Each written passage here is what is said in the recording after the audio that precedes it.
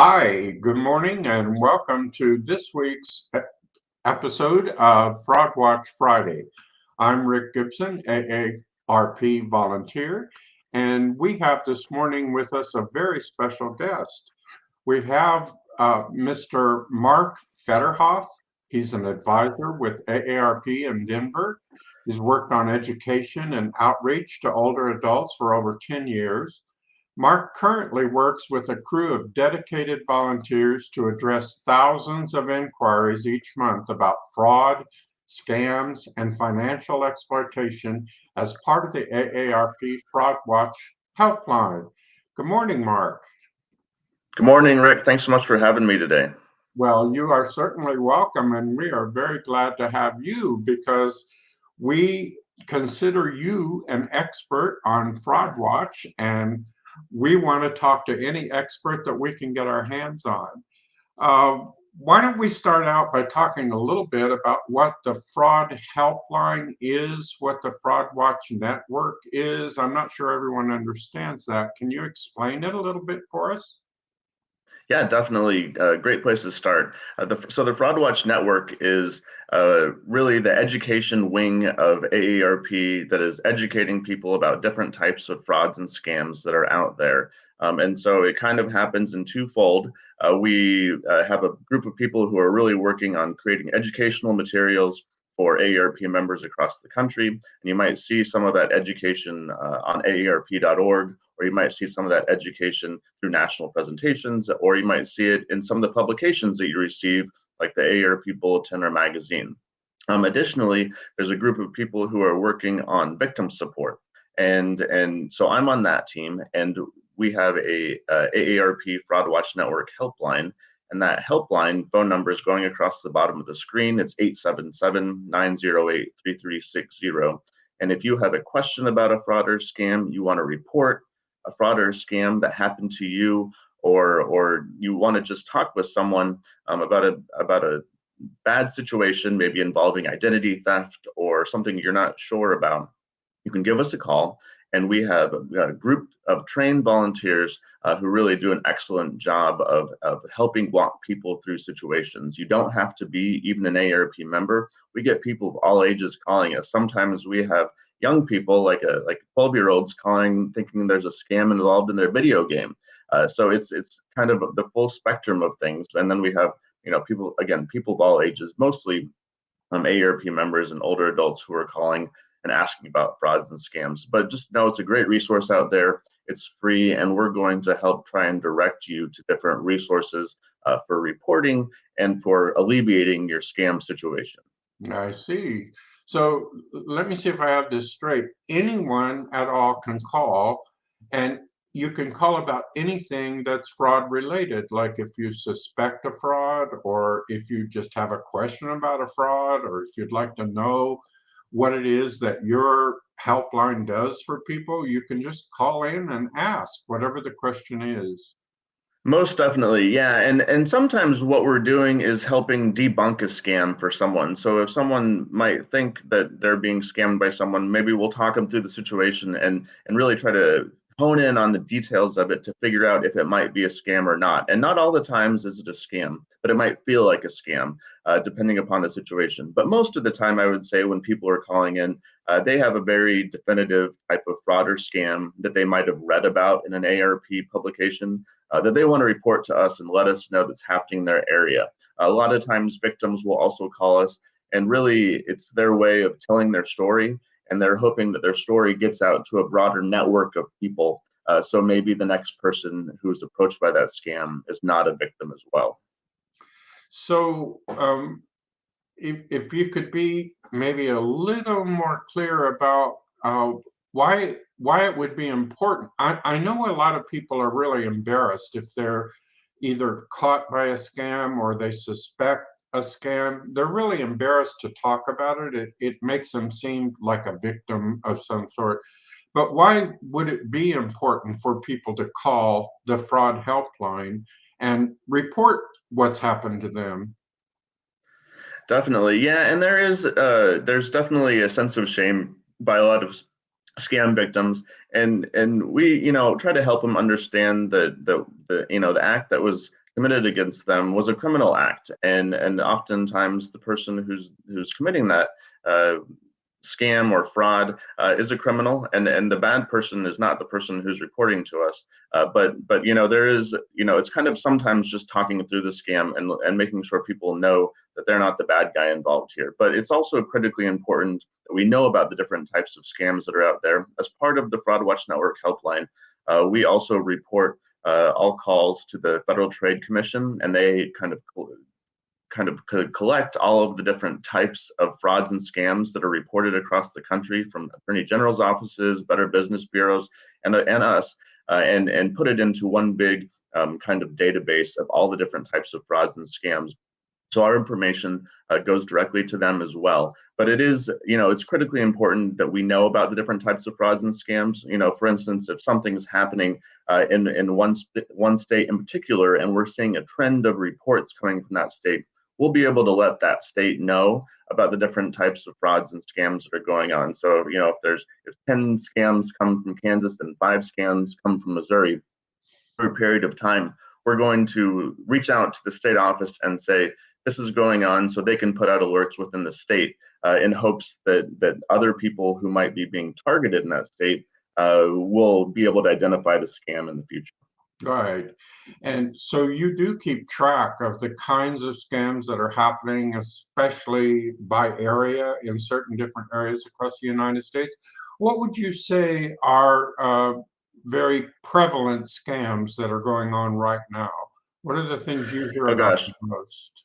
There's so many, but I'll tell you, over the last couple of weeks, some really common scams that we've been seeing. One of the most common ones has been where people have been victimized is a scam where the scammers pose as Norton or McAfee, and people are familiar with those names because they're computer virus program that help people, with computer viruses. And so what people have been receiving are emails coming from that look like they're coming from Norton or McAfee, telling them that they have their subscription is up and they need to renew. And the contact information in that email directs them to a scammer who then asks them for money and payment information, sometimes personal information or access to their computer as well. That one is really trending right now, and we really want people to watch out for those fraudulent Norton and McAfee emails coming in. In addition to that, we're seeing quite a wide variety of tech support scams, and people are familiar with those tech support scams. People saying the scammer says they're with Microsoft or Apple or another large computer company, and there's something wrong with their computer. So lots involving technology. Other ones that are not necessarily involving technology include Medicare scams. We're very accustomed to Medicare scams during open enrollment, but I would say right now we're also seeing a high volume of Medicare scams, mostly unsolicited calls over the phone asking for Medicare numbers is something that's really trending right now as well. Now, I know a lot of people are familiar with not sharing Social Security numbers, but I think there are fewer people aware that Medicare numbers are just as important as their Social Security numbers. They've recently changed Medicare numbers so that they're not related to Social Security. And that makes people think, well, it's okay to share that number, but it really is not. And we try to emphasize that in Kansas, that it's not okay to share any kind of personal number. Even your phone number is a kind of a risk. I know February is— Definitely, yeah. And those— Go ahead. Oh, no, I was just going to say, just wanted to echo what you had to say, Rick. Definitely those Medicare numbers, a lot of people think they're safe because it's not the Social Security number anymore. But, there's so much Medicare fraud out there that really, hits all of our pocketbooks. And I think it's just want to emphasize that point that keeping that number close to you and not giving it to anyone who's not your medical provider is critically important. Well, for sure, we will continue doing that. That's one important job that we take very seriously here. I started to say, I know that February is known for Valentine's Day and romance, and a lot of times we don't think of older people as being romantic or lonely or interested in finding another person to spend some time with. But I understand that a lot of times Cupid is a con, that people uh, from AARP and otherwise sometimes get sucked into some kind of a scam that involves romance or loneliness or finding another person. Do you have that reported often to you? These are probably the most difficult types of calls that we deal with on the helpline, and usually there's two types of romance scams that we're hearing about. It's either one person who was the victim of a romance scam and they're calling to report it, and they want that person put behind bars, or it's the other type of romance scam that we hear about is a friend or family member, oftentimes a son or a daughter, concerned about their parent who's involved in a romance scam and sending money to someone who they met online. And I will tell you, Rick, that you really don't have to be uh, looking for love to get stuck in one of these romance scams. A lot of them are occurring not on dating websites, but just on social media. So if you're on Facebook, as everyone here is, and if you're on places like Instagram and other social media sites, there are scammers out there lurking, trying to find candidates for these romance scams where they can then ask for money and personal information. So, if anyone is engaging in conversation with you on Facebook, and they quickly start escalating the conversation to how great you are, and anytime asking for money or goods, it is definitely a scam, and you should disengage with that person, block them, and report them directly to Facebook. Right. Well, I'm sure that you would agree that there are so many scams out there, so many frauds out there that it would be impossible to list them out and talk about each one and talk about how frequently they're happening. Although we try to do that, especially when we run across a new one. But maybe we could visit for a few minutes about what are some ways you can protect yourself against these scams? Are there some basic things you can do for any kind of a scam that you would suggest? Yeah, Maybe you can talk about those a little. Yeah, definitely. I would say, identifying red flags of scams is one of the most important things that you can do. And one really important thing that people need to remember is that most scams that are reported right now are still scams that are coming in over the phone. So managing your phone calls, I think, is a critically important thing that people can do to avoid frauds and scams. Only talking to people who you know and either not answering or hanging up on people who you don't know, I think is a critical step to avoiding frauds and scams. Also, additionally, not talking to people on social media who you're not familiar with is important. Also, in just identifying red flags of payment methods. So if someone's asking you to pay in gift cards, cryptocurrency, another form that you're not familiar with, like a wire transfer for something that you're not even exactly sure what you're paying for, that's also really important. Government offices, legitimate businesses do not ask for payment in different types of methods like that, especially over the phone or by taking a picture of a gift card. So it's important to remember that. And I think I think one of the things that a lot of volunteers, and I'm sure, Rick, that you do frequently, is remind people to take a second to think about what they're doing first before acting upon it. Because if you take a moment to think and maybe vet what you're doing with someone else, there's a good chance that you're going to not get caught up in that scam. And what people who are often victimized by scams who we talk to tell us is that they were kind of in isolation and they were just making these actions and going out and buying gift cards or going to buy cryptocurrency when not talking to anyone. And scammers often tell people they shouldn't talk to anyone. So it's important to not act in isolation in these situations as well.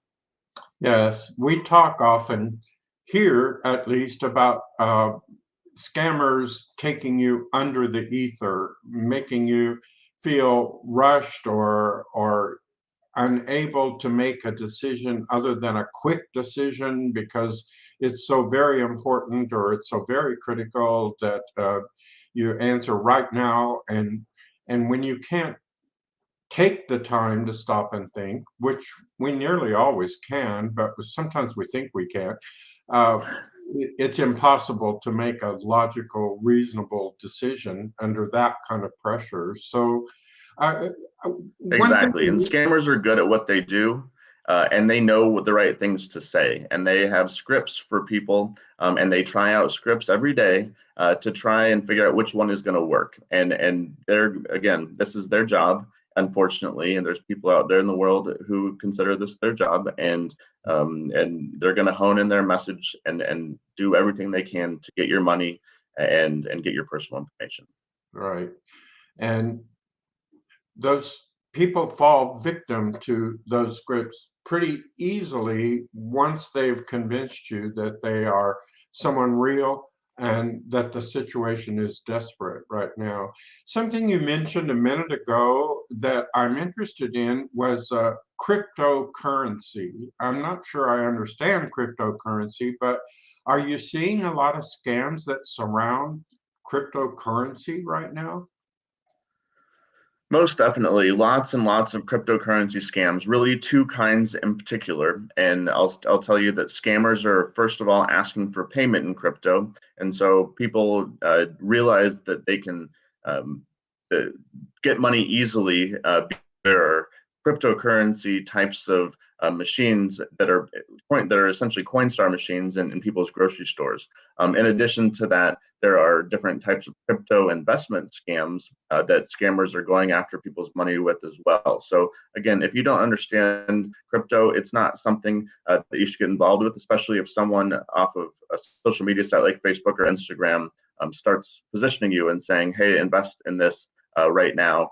And just because you think there might be high returns. So again, any type of investment, understand what you're doing before putting your hard-earned money into that investment, because there's a good chance they're just trying to take it from you.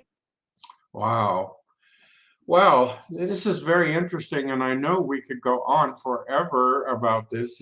It's especially important to me to find out these latest things that are going on in the world of scam, but I'm assuming that it's important to everyone else too. So I guess I need to say thank you, Mark, for stopping in and visiting with us today, and thank you all for listening to this today.